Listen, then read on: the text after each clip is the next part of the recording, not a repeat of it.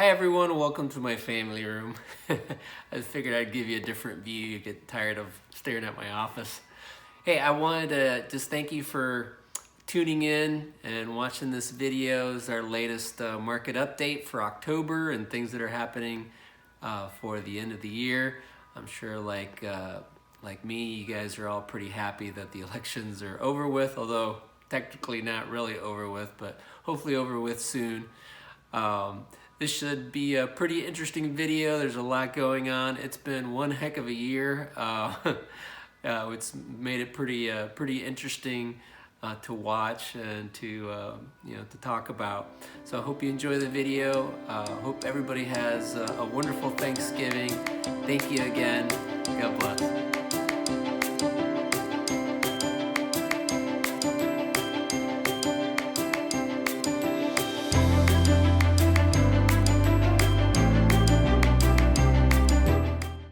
All right, let's get started with the market update. The title is Rough October, but Election Market Rallies, Post-Election Market Rallies. And so let's start off with how October began. First of all, October started off a little rough. The COVID cases continued to spike. We're now over 100,000 per day, which is the highest we've ever had. We've also had a lot of cases around the world, so it's not just the U.S., especially in Europe. And this has created some fears of potential lockdowns. Europe has already started to implement some of those. So those fears obviously would be hard on the economy, which is why the market stumbled a little bit out of the gates in October. The fiscal stimulus also continues to stall. Seems like before elections, Republicans and Democrats just can't get anything done in Congress. So not too surprising there. That's probably going to happen later, hopefully sooner than later. But the thoughts and the help from the government to all those in need has been delayed. So again, the market's getting a little bit nervous about what the impact of that would be. So got October off to a pretty bad start. But then we had the elections, which is actually in November, but since it's already happened and it's such big news, I wanted to include it. It looks like we probably will have a Biden win in what I call purple Congress, which is basically, the House is Democrat and the Senate is Republican. And with that, the market is looking at it as pretty much a divided government, which tends to be a good thing for the stock market. And in particular, and I'll get more into this with the extended version, Biden is most likely going to undo some of the tariffs that Trump had in place that was hurting economic growth a little bit globally. And the purple Congress, meaning Republicans hold the Senate, will probably mean that a lot of the tax policies that they were talking about that would hurt U.S. corporate earnings and GDP is probably not going to get passed. So we're almost, I think, seeing the best case scenario for the stock market, at least in the short run, which is probably why we're seeing the stock market react quite favorably. We're actually up about 6% since the election. And the last thing is leading economic indicators continue to improve. The employment numbers continue to improve. Now, the rate of improvement is slowing down, but then again, everybody pretty much expected that. When you go from 12 million people out of work, it's a lot easier than when you're going from 5 million people out of work to improve. Okay, and so that's partially what we're seeing. Now, we did have a great economic report from the employment numbers just this morning, and we're looking at 6.9% unemployment rate, which is pretty good. It's a lot better than a lot of economists expected for October. So it shows that this economy is pretty resilient, and things are definitely opening back up. Now, are things going to stall a little bit because of the COVID cases? It's a high probability. So we'll talk more about my outlook here in a minute. Okay, so here's my outlook for the rest of the month and probably for the rest of the year. I call it life after the election. So first of all, I'd like to focus on the fact that going forward, it's going to be more about the virus and less about the elections. I know they're still counting and things aren't officially done yet. Of course, I'm making some assumption on who's winning and who's going to win. But I think I think we're going to have some resolution to that quickly, and we will move on just like we always do. And so it's going to be the focus is going to start to move more towards the virus. And as we talked about in the market update section, the virus is kind of making a comeback here, and the numbers have been getting a little bit worse. So I do feel like November we could see a little bit of a slowdown, a little bit of a pause in the market as that focus starts to go back to the virus. The vaccine and therapeutics hope improves, but still months away. So I'm still very optimistic that it's coming. It's looking really good. I'm going to show you on the extended version all the different trials that are in all the different phases, and they're moving along quite nicely. But not too many scientists are looking at deployment, massive distribution within the next month or two. There could be some approvals, which is great, and the market will like that a lot. But the actual economy beginning to improve from the vaccine probably won't be for several months yet to come. Okay? Now, the good news is I do see a fiscal stimulus coming soon. Okay? So there was a quote just recently from Mitch McConnell that he does want to make it a priority to pass a fiscal stimulus bill before the end of the year. So this is not going to be like a 3-month thing where we're going to have to wait. Again, I call this the booster shot that we need to really get us to that vaccine. And so as those numbers go up in case counts and hospitalizations and deaths, I think the more urgency there's going to be in Congress for that. So that is definitely feel like it's coming. Now, from a positioning standpoint, the Biden presidency and a purple Congress, there are some things that I think we can position for a favorable performance in those environments, and I'm going to talk more about that again in the extended version. But the nutshell is Biden is going to be better for international investments, and purple Congress, meaning that they're not going to do the taxes, and they're also going to have some stimulus, but maybe not as big as the stimulus that we were anticipating with a blue wave, which was actually kind of the consensus. It's still going to be good for technology stocks because technology would have maybe not done as well with a big stimulus. So I still think technology is going to do fine, but overall there is going to be stimulus, and it is going to be a good size. So small caps are going to do well, value's going to do well, and of course, as I said before, with Biden, international will do well too. So there's going to be some movements. I'm just kind of waiting for things to get cleared up with the election results. And this little, I think, a little lull or pause that we might see because of the COVID concerns. So the bottom line is I'm going to continue to move the portfolios a little bit more aggressive as I see, the vaccine getting closer, the economy continuing to recover, and I think we're going to go through a little lull here in November, but then we're going to reaccelerate towards the end of the year and into next year. Because of the vaccine. I call it the vaccine recovery. And so you'll probably see some movements within the next month or two in that direction. Thanks a lot. Okay, for the educational piece, I wanted to talk a little bit about the US dollar. I found this chart that I thought was pretty interesting. It shows the value of the dollar versus other currencies around the world. And you can see here how, it goes up and down. And right now we are at a high point. Now this is as of the end of 2019. 2020 has started off pretty strong, although just recently it's been starting to weaken a little bit. but still overall pretty high. Now there's a lot of things that affect the US dollar. It's the strength of the economy.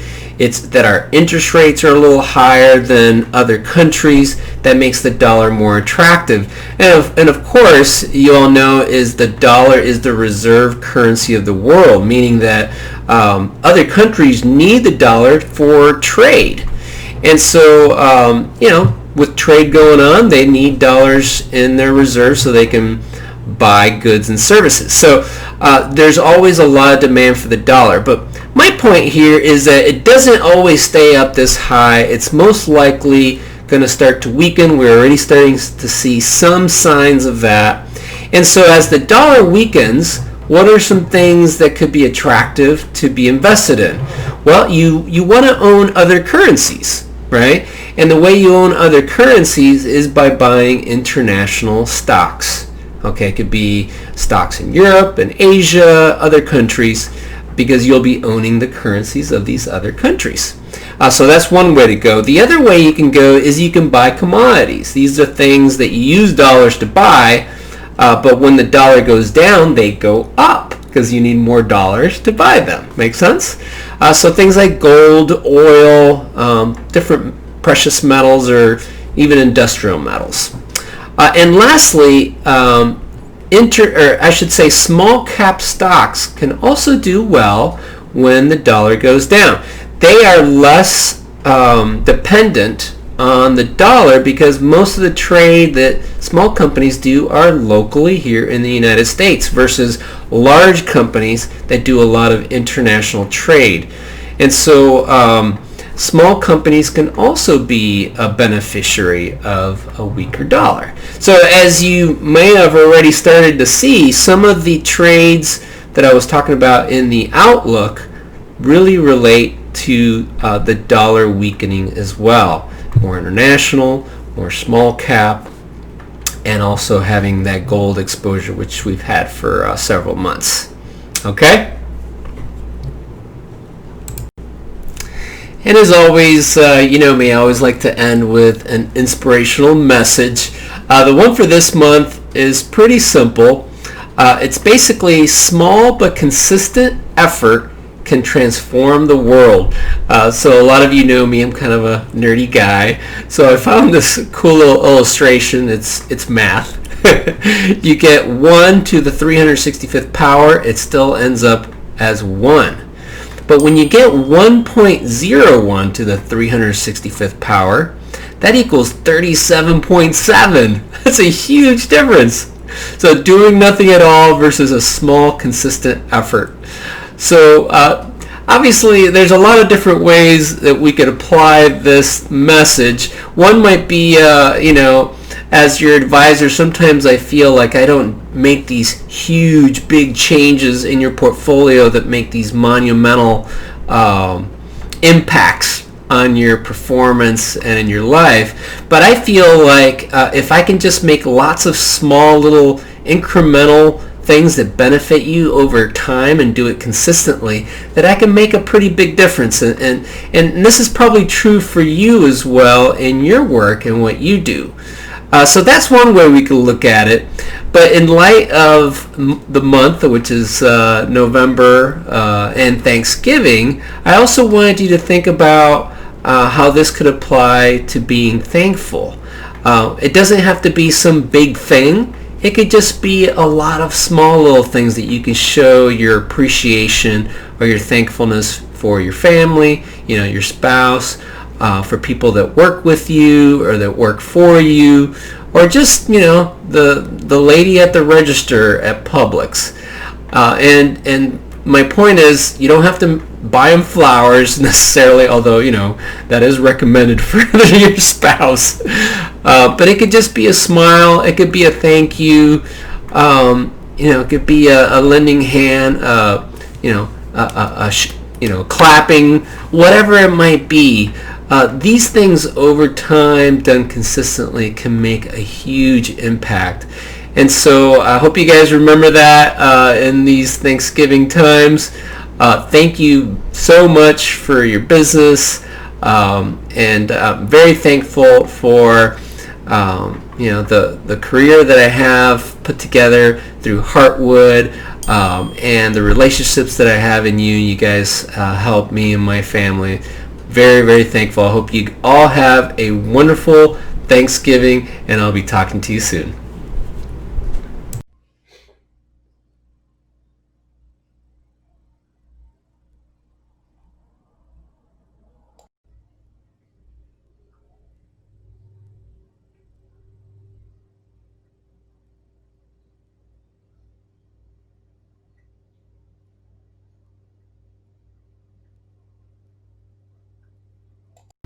Hey, welcome to the extended version of the market update. Thanks for hanging in there with me. You're going to see more details, check out more charts and slides on the topics that I brought up a moment ago. So let's get right into it. When I was talking about the COVID cases and how things were looking much, much worse in the case counts, but not necessarily when the hospitalizations and the deaths. Here's what I was referring to. You can see how the cases have gone up dramatically. We're up into the 100,000 range now for the 7-day average. But the yellow here shows the hospitalizations, which are not yet to where they were in the summer, and the death rate is also a lot lower than it was in the summer, and especially during the spring earlier in the year. So my hope is that if we could start to get this to level off, these won't get as high either. Of course, we'll have to see. It might get a little bit worse before it gets better, because that's what a lot of the scientists are saying, because of the weather and how everybody needs to congregate inside more, especially up north. So we'll expect to see a little bit more of that.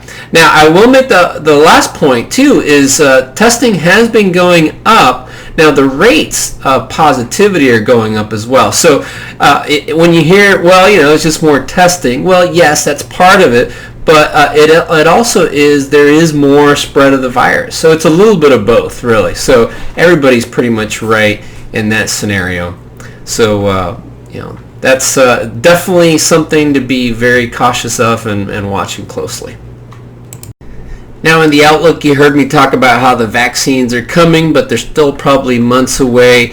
I thought this was a pretty cool graphic. It shows the globe and all the different companies that are into different trials of the vaccine.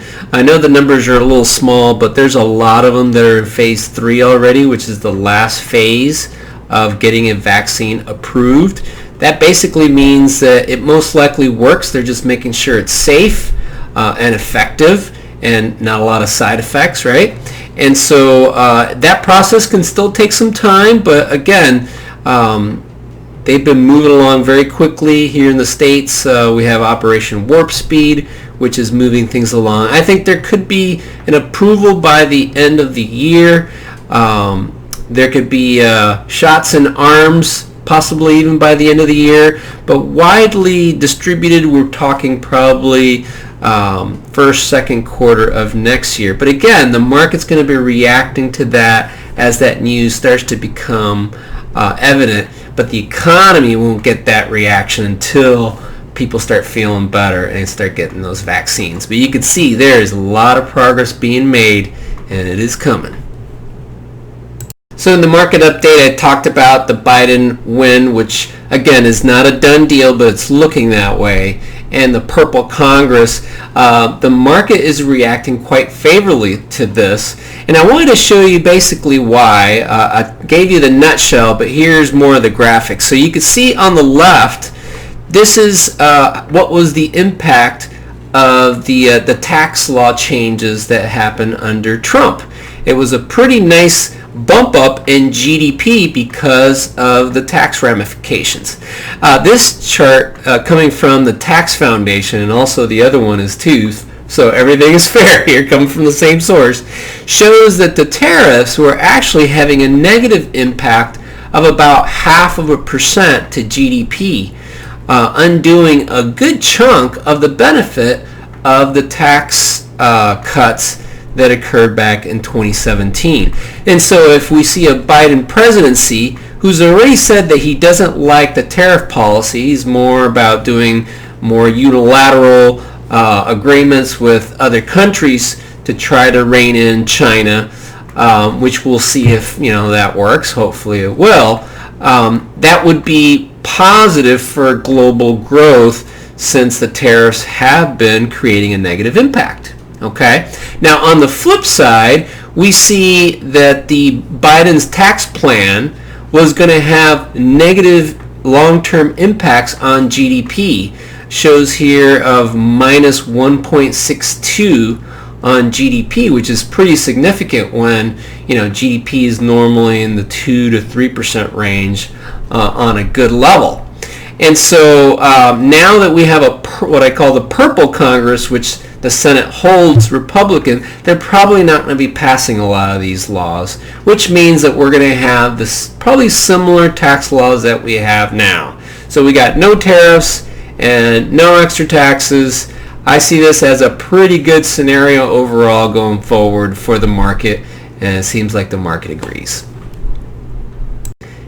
And the last piece I had on the market update section of the video was talking about how the leading indicators have been improving. And you could see here how we were on a good roll with the unemployment numbers, got pretty low, and then we had the huge spike in April, and we have been consistently bringing it down. There hasn't really been a flatness yet in the decrease from the unemployment numbers, and as the number goes down, that's good. We want less unemployment, and so again, good signs. This is a indicator of the health of the economy. I think that could slow down a little bit because of the COVID numbers and the lack of stimulus, but hopefully both of those things will get addressed with the stimulus coming and the vaccines coming. Now in the outlook, you heard me talk about how the vaccines are coming, but they're still probably months away. I thought this was a pretty cool graphic. It shows the globe and all the different companies that are into different trials of the vaccine. I know the numbers are a little small, but there's a lot of them that are in phase 3 already, which is the last phase of getting a vaccine approved. That basically means that it most likely works. They're just making sure it's safe and effective and not a lot of side effects, right? And so that process can still take some time, but again, they've been moving along very quickly here in the States. We have Operation Warp Speed, which is moving things along. I think there could be an approval by the end of the year.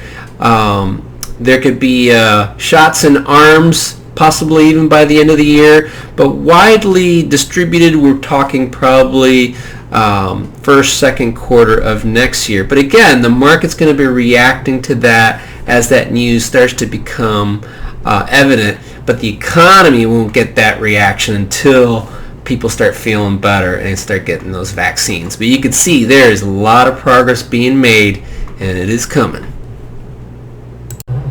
Now, I feel pretty confident about the stimulus coming. First of all, we need it. The virus is still pretty active. Seems like it's been getting a little bit more active here in the fall. What we also have is now the election out of the way. I think the politics may maybe take a back burner. We'll see. I know it's hard to imagine that could happen. But this is a quote that came from Mitch McConnell on November 4th after he won his re-election. He said that the top priority remains passing a new economic stimulus bill before the end of the year. And so I think something is going to be done soon. Maybe not as big as if there was a blue wave. But again, we're probably still talking $1 trillion. That's a lot of money, folks, and that's going to help a lot of folks. And it's going to make a big difference, I think, to the economy until we get to that vaccine. Now, I thought this chart was pretty interesting. The market was anticipating, or at least the consensus was, a blue wave.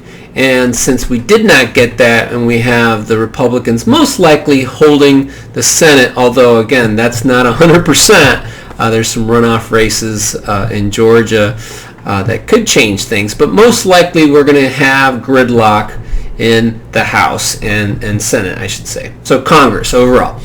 And so what I'm showing you here is the difference between the fiscal package that the Democrats wanted to pass and the fiscal package that the Republicans wanted to pass. And I think now that a lot of the politics will be out of the way, one party is not going to be perceiving helping another party, etc. I think they're going to probably come up with something in the middle. Republicans are looking at 1.1 trillion. Democrats are looking at 3.4 trillion. Maybe it will be in the 1.5 to 2 trillion range. That seems like the most likely scenario. So you're actually seeing technology stocks liking this because, again, big stimulus would have been great, more for the small caps and value style stocks. Rates were going up in anticipation of this blue wave, and then they went down dramatically once we found out that the Republicans were most likely going to hold the Senate. And now it's going back up a little bit again in anticipation of what Mitch McConnell said and how they're going to be passing the stimulus bill.